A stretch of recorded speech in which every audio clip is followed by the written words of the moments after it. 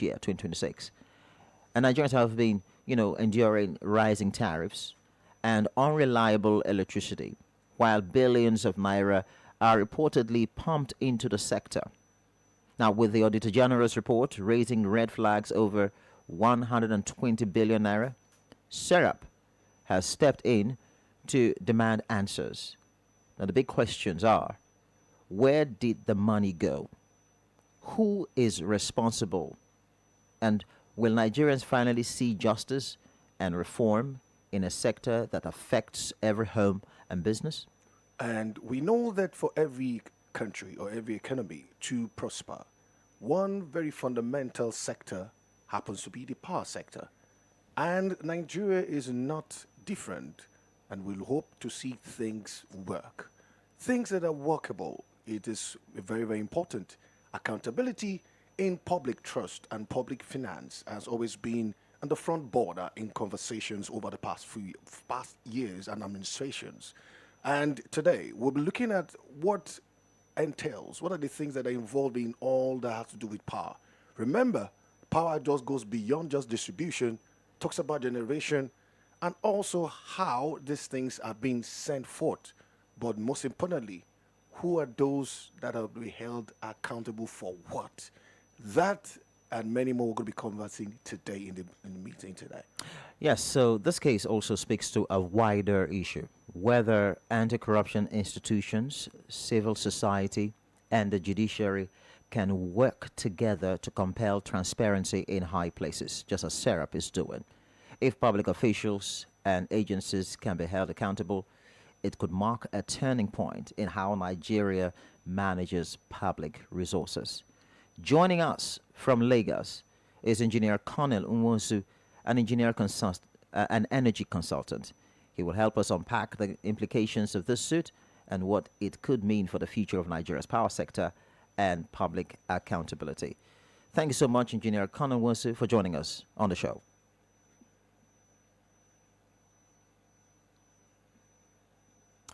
Okay, so I think we're having a little challenge right there. Engineer Colin Winston will join us pretty soon. I hope so. Let's just wait for him to join us. Stay with us as we dig into the facts and examine the stakes and ask the questions that matter. Hello, Engineer Colin Winston. Thanks for joining us. Hello, are you there now? Hello? Hello, Engineer. Okay, so, all right. Maybe we're still having a little challenge here joining us. When we get that right, we will begin the show. Of course, the show has already started, so stay with us as we dig into the facts, examine the stakes, and ask the questions that matter, because, of course, this is Let's Talk Nigeria.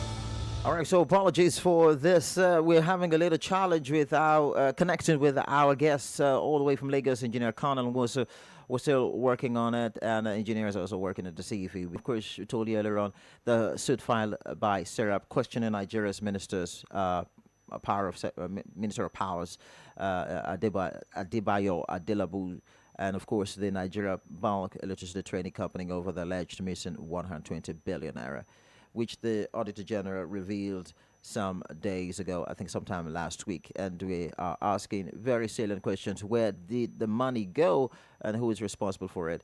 We're looking at how Nigerians will be able to, go through this situation, and will Nigerians finally see justice and reform in a sector that affects every home and business? I don't know if we have been able to establish that connection. Hello, good morning.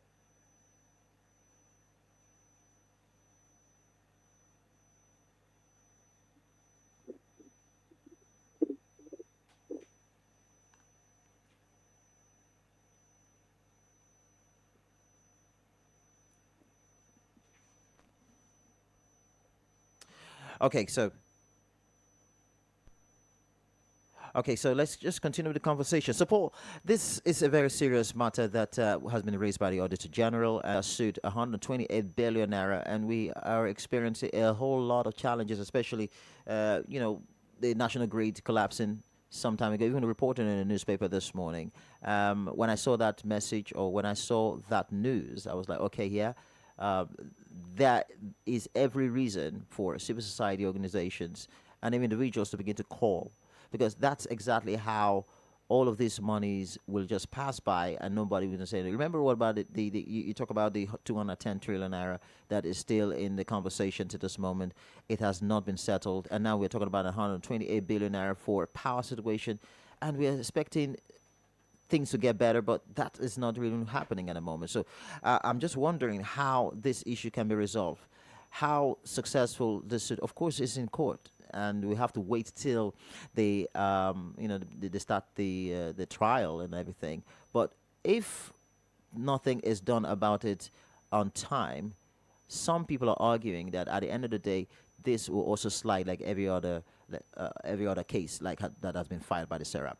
Yeah, because right now it's all about the transparency issue. It's transparency at work. So it's if it happens that way, there's going to be an issue. That's what you find out, and so that's where we are at the moment now. I don't know if Engineer, if we were to connect with him. Yeah. Okay, now we got him right. So, but then, Engineer Conan Wonsu, thanks for joining us on the show today. Hello, engineer. Are you there now? Hello. Good morning. Hello.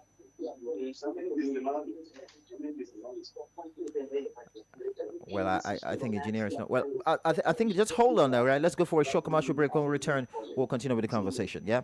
This is your golden moment. 97.5 Golden FM, the gold standard of radio. Worldwide Services is a reliable financial brand committed to managing your savings with honesty, care, and transparency. We provide flexible savings options, including savings, Akawo, target savings, weekly contributions, and monthly contributions designed to help you achieve your financial plans with ease. With over 8 years of proven experience, Worldwide Services serves customers across multiple states and beyond Nigeria, earning over 90% positive customer feedback. When it comes to savings and Akawo contributions, we believe in results, not excuses. Our contribution system is properly organized, structured, and dependable. Our committed team goes door to door to collect cash. And we are just today at number 20 JTF Road, Opulu, or call on 0813-835-3991. Follow us on Instagram and Facebook on Worldwide Services. Worldwide Services. Saving smart, saving wisely. Bayelsa's home for timeless hits. 97.5 Golden FM. perfect solution for you. You can locate our radio house at Mike Okpokpo Street, Bansha, Yenagua, Bayelsa States. Whether it's your business, music, event, or special promo, Golden FM has got you covered. So hurry now and let's put your brand in the spotlight.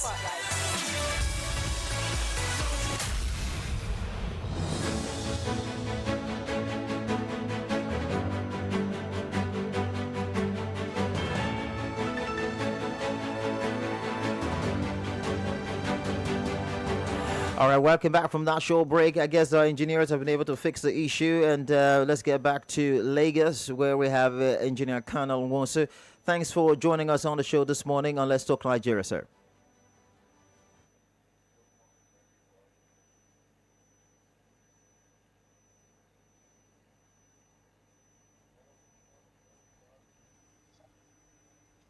We can hear you now. Good morning. Good morning. Thank you for having me. Yes, we can hear you now. Thanks for joining us on the show on Let's Talk Nigeria. Thank you. It's my pleasure. Oh, great. So, apologies for all of the network issues we've been experiencing. Of course, the issue on the table right now is that of the suit filed by Serap, questioning Nigeria's Minister of Power, Adebayo, and the Nigeria Bulk Electricity Trading Company over the alleged missing 128 billion naira, as revealed by the Auditor General of the Federation. And we want to ask what is, first and foremost, when you heard that 128 billion naira is missing, that is supposed to service the power situation in our country, what came through your mind at that time? Well, for me, it is not so far challenge in the power sector. This is a challenge in the power sector. Corruption is still existing and taking the order of the day. Because it would have been ignored if it's not coming from the office of the Attorney General. I believe that proper documentation was not taken, and if you look at what Serap is asked, you will see that there's a normal Nigeria rank tripping exercise when it comes to public fund.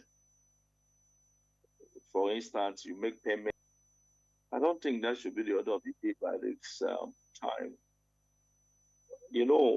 Like I always said, since 2015, which the APC government took over, I have to be particular about it now.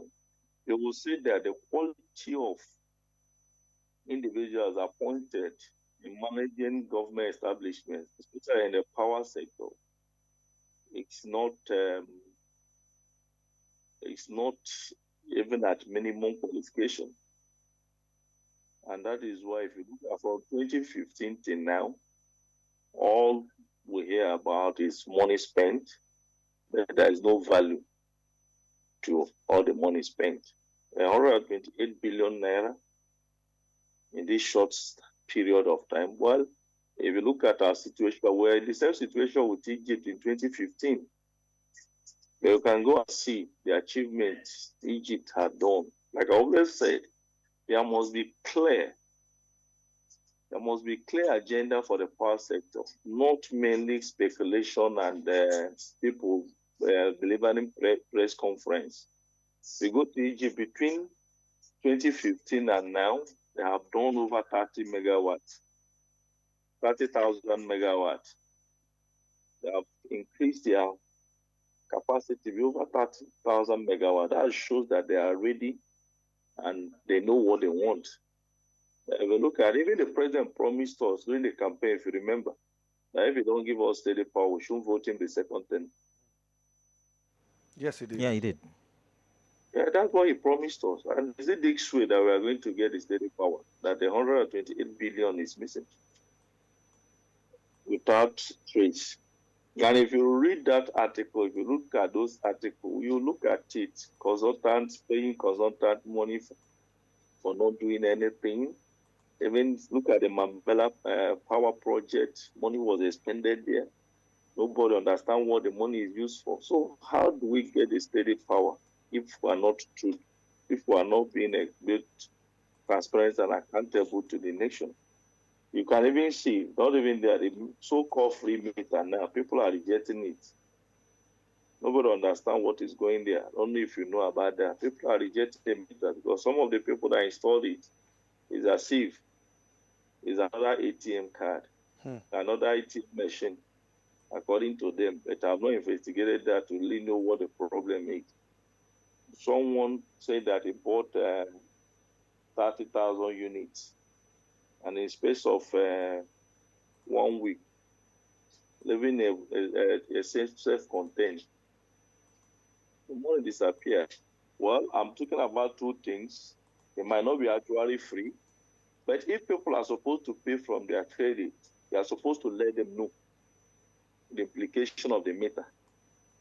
That's what I'm thinking of myself. Maybe is a credit to payment program, but they are supposed to know so that they know what they are getting into and know how to plan themselves. So that's the issue. So 128 million. I said I was I'm surprised, but for me, it's quite disappointing based on what the promises of the president during the campaign.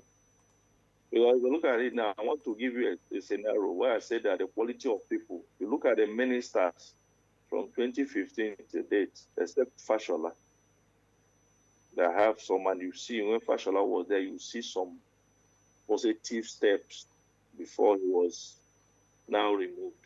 From the guy that came in after Fashola till today, there is no credible roadmap. There is no clear picture of what they want to achieve.